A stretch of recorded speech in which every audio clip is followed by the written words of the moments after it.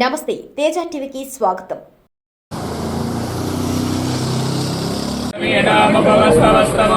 జ్యేష్ఠరాజం బ్రహ్మణాం బ్రహ్మణస్పదాన శృణ్వన్నోతిభిస్సేదసాదనం ఓం శ్రీ మహాగణాధిపతయే నమః.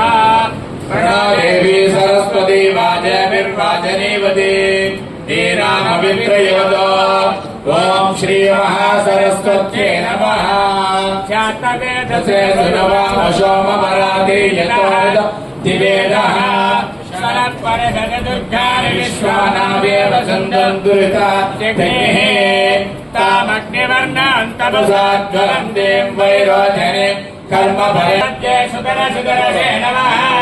अग्ने त्वं मारयानव्यास्मान् स्वस्तिभिर्दुर्गाणि विश्वा प्रोस्य भग्मे बहुलानभर्मे भवातोकायतनयायतव्य विश्वानि न दुर्गः जातवेदस्मिन्नन्ननामादुरितानि परिषे अग्ने अत्र मनसा अस्माकं भोक्तव्याचमोहा भवेम परमः सदस्तालो सनपरदुर्गानि विश्वाक्षामध्येव दुरितात्यग्नेः कात्यायनाय विद्महे कन्याकुमारी धीमहि तन्नो दुर्गे प्रचोदयात्. सर्वमङ्गलमाङ्गल्ये शिवे सर्वार्थसाधके शरण्ये त्र्यम्बके देवी नारायणे नमोस्तुते. रामशक्ति स्त्री पोलेरम्म अनुग्रह प्रसाद फलसिद्धिरस्तु मनोवाञ्छा फलसिद्धिरस्तु.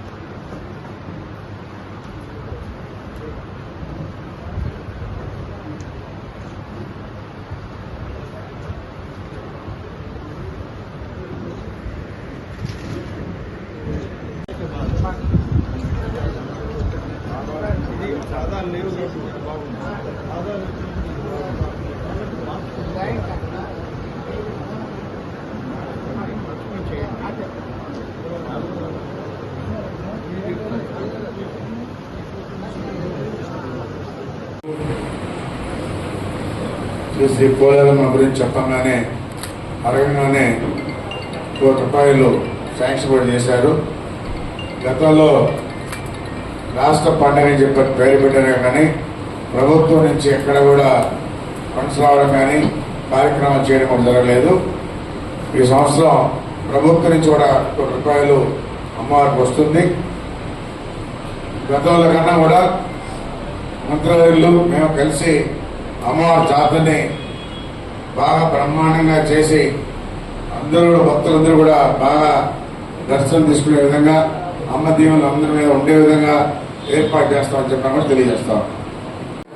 గౌరవ వెంకటగిరి శాసనసభ్యులు శ్రీ కురుగొండ రామకృష్ణ గారు వారితో వచ్చినటువంటి వెంకటగిరి ప్రాంతంలో ఉన్నటువంటి పెద్దలు రేపు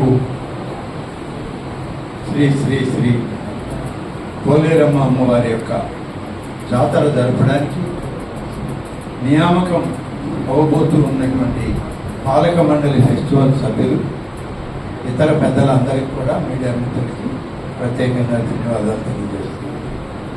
ఈరోజు ఎమ్మెల్యే గారు స్వయంగా పోలేరమ్మ అమ్మవారి యొక్క జాతరకి మనం విడుదల చేసే వాల్ పోస్టర్స్ కానీ కాంప్లెక్స్ కానీ ప్రత్యేకంగా వారు నన్ను ఆహ్వానించడానికి ఆహ్వాన పత్రికను తీసుకొచ్చి వారు పాలక మండలంలో నియామకమయ్యేటువంటి సభ్యులు ప్రభుత్వ అధికారులతో వచ్చి ఆహ్వానించినందుకు వారందరికీ కూడా ప్రత్యేకంగా నా ధన్యవాదాలు కృతజ్ఞతల్ని తెలియజేసుకుంటాము.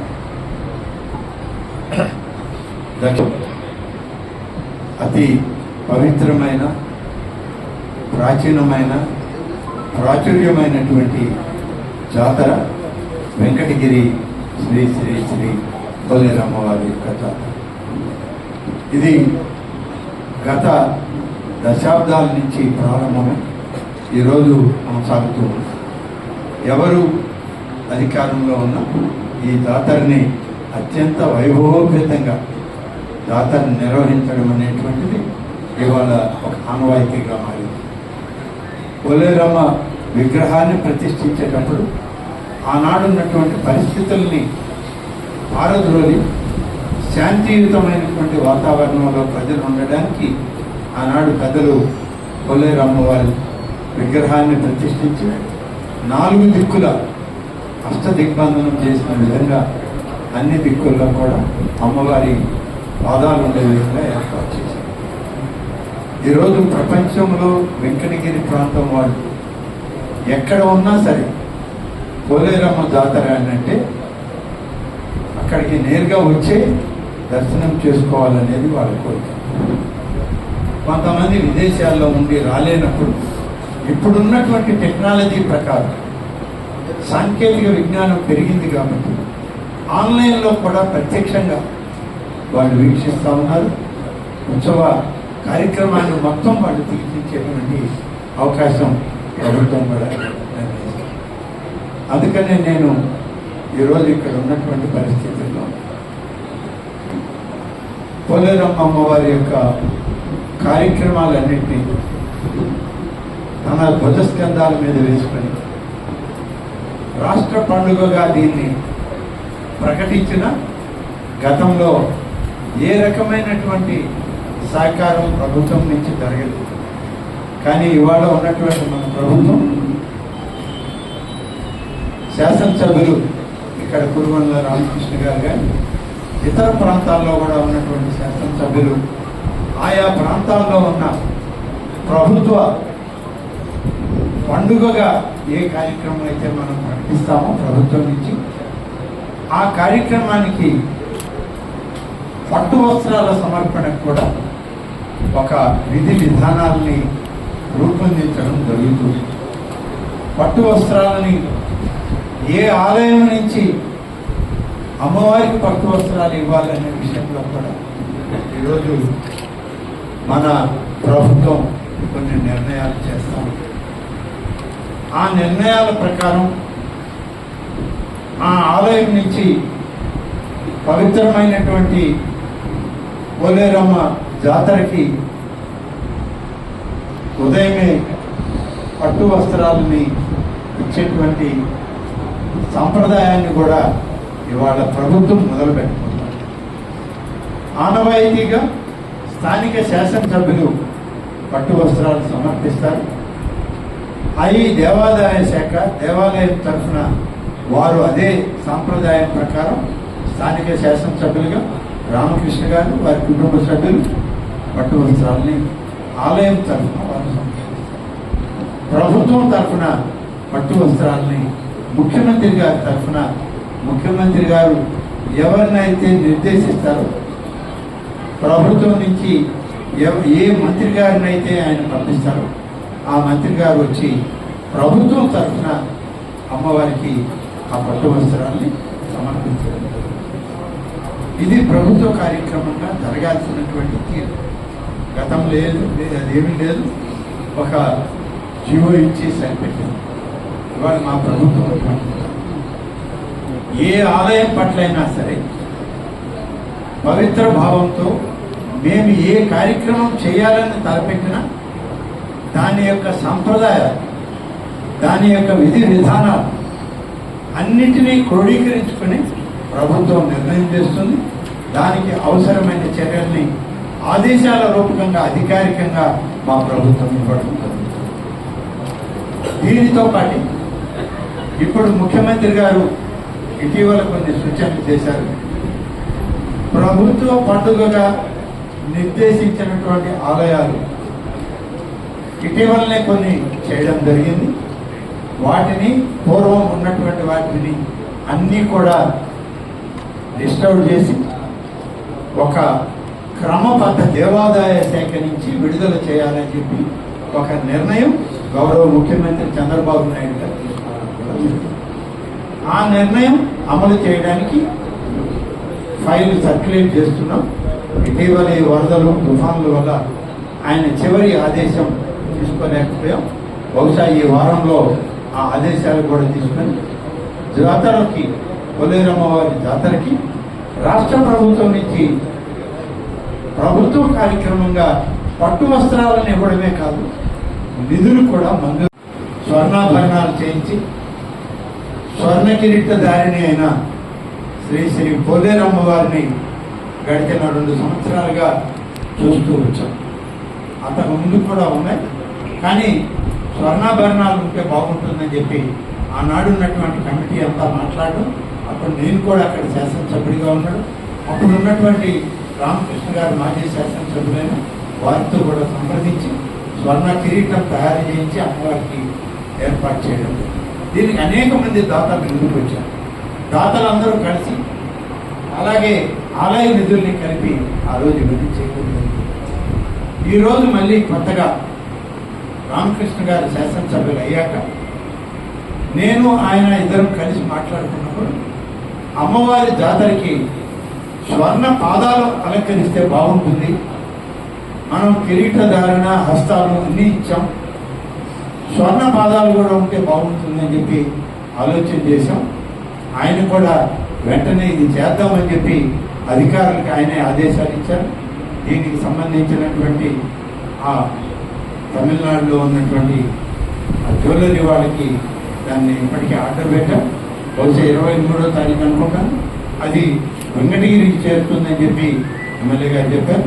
వెంకటగిరి చేరే సమయాన్ని నేను కూడా వెంకటగిరికి వచ్చి అమ్మవారి పాదాలకి స్వాగతం పలికి అమ్మవారి పాదాల యొక్క ఆజ్ఞల్ని, ఆమె యొక్క ఆశీస్సుల్ని, ఆమె పాదాలను స్పృశించి తప్పనిసరిగా ఈ రాష్ట్రానికి బాగుండాలని, రాష్ట్ర భవిష్యత్తు బాగా చేయాలని, అలాగే ఈ రాష్ట్ర ప్రభుత్వం గౌరవ ముఖ్యమంత్రి గారు సుపరిపాలన అందించడంలో అన్ని రాష్ట్రాల కన్నా ముందు ఉండే విధంగా అమ్మవారిని దీవించాలి.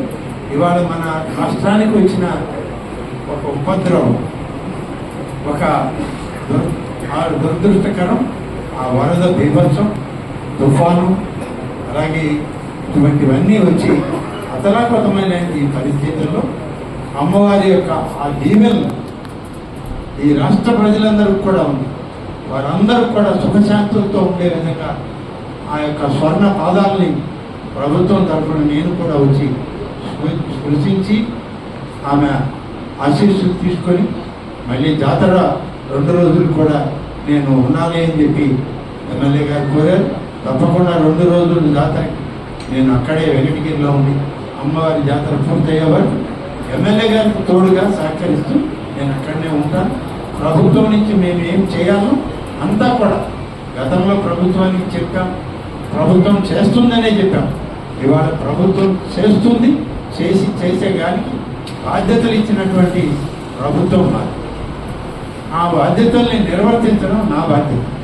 ఇవాళ ముఖ్యమంత్రి గారి అనుమతులు తీసుకొని ఈ బాధ్యతల్ని సక్రమంగా ఎమ్మెల్యే గారి ఆలోచన మేరకు వాటినన్నింటినీ కూడా పరిపూర్ణంగా అమ్మవారి జాతరని, మరి అమ్మవారి శుభాశీస్సులు మన ప్రాంతం వాళ్ళు, తెలుగు వాళ్ళు, ప్రపంచంలో ఎక్కడ ఉన్న అందరికీ వాళ్ళ కుటుంబాల్లో ఉన్నటువంటి మహిళలు అందరూ కూడా ఆనందంగా భవిష్యత్తులో వాళ్ళ జీవితం కొనసాగే విధంగా ఉండాలని అమ్మవారి ఆశీస్సులు తీసుకోవడానికి ఈ ప్రభుత్వం పూర్తి కార్యక్రమాన్ని నిర్వహిస్తుంది చేసి ఇవ్వడం జరుగుతుంది. ఎంత మేరకు ఏ మేరకు అనేది ముఖ్యమంత్రి గారు ఆదేశాలు వచ్చాక నేరుగా ఎమ్మెల్యే గారికి తెలియపరిచి ఆదేశాలు పంపిస్తాం.